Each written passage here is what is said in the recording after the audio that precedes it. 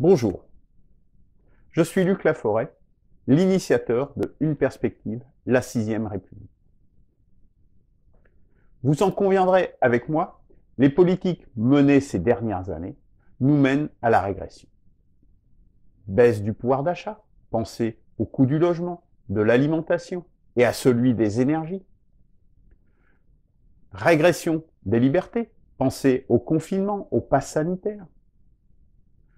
Avilissement de notre pays, pensez au communautarisme et au diktat de Bruxelles. Mon sentiment est que 5 ans supplémentaires de ce régime Macron seraient insupportables pour la France et les Français.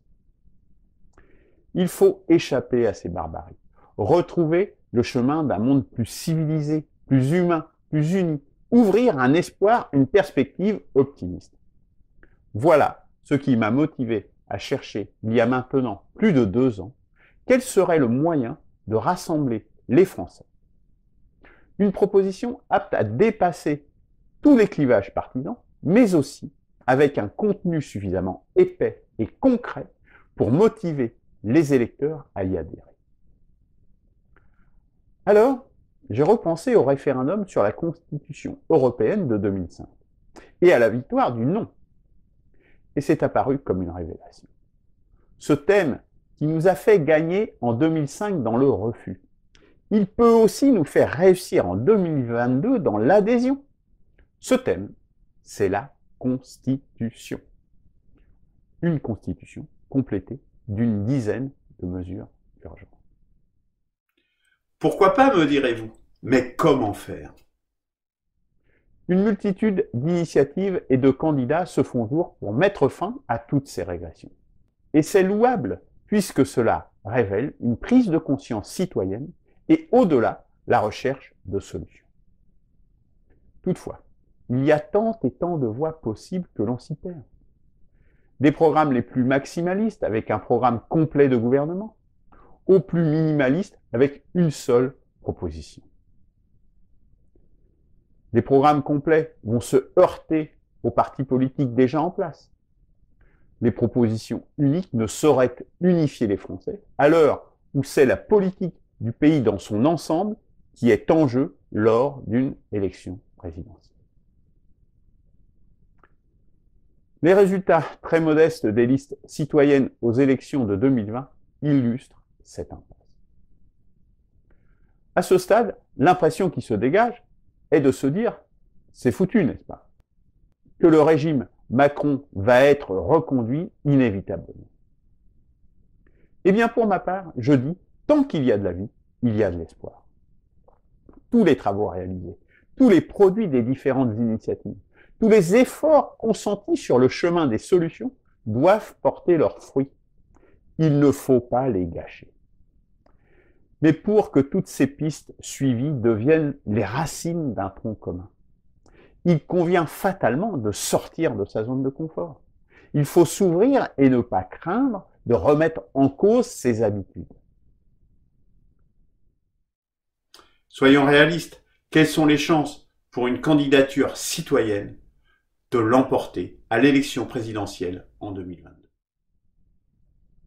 À moins de vouloir se réduire à témoigner, et donc être juste un facteur de division, et indépendamment de l'intérêt des différentes démarches, est-il raisonnable en l'état de voir un candidat citoyen être élu? Et je le rappelle, c'est bien d'un succès dont nous avons indiscutablement besoin.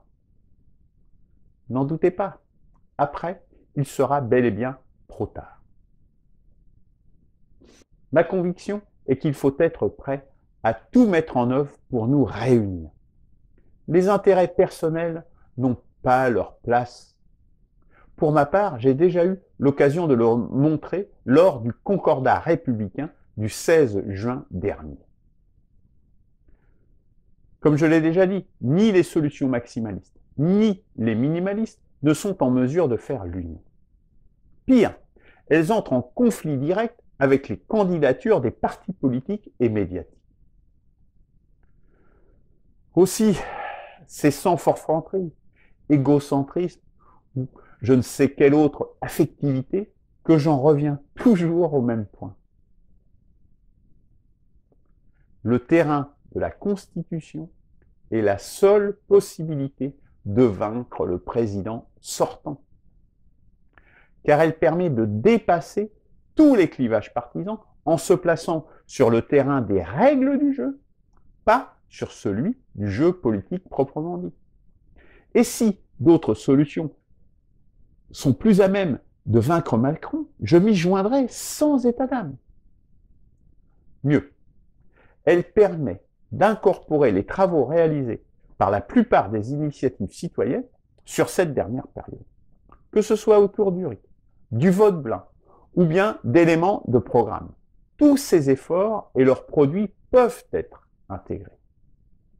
Le lieu de cette intégration est soit dans la Constitution, ou bien, pour les mesures les plus pressantes pour nos concitoyens, dans le plan d'urgence consensuel. Aujourd'hui, c'est aux candidatures citoyennes de se rassembler. Et cela, pour demain, exiger des candidatures d'opposition, y compris les plus grandes, de se désister pour changer les règles du jeu. C'est-à-dire de sortir des blocages politiques de ces dernières décennies. Il faut de l'audace, toujours de l'audace, encore de l'audace. Faisons de nos efforts les racines d'un tronc commun.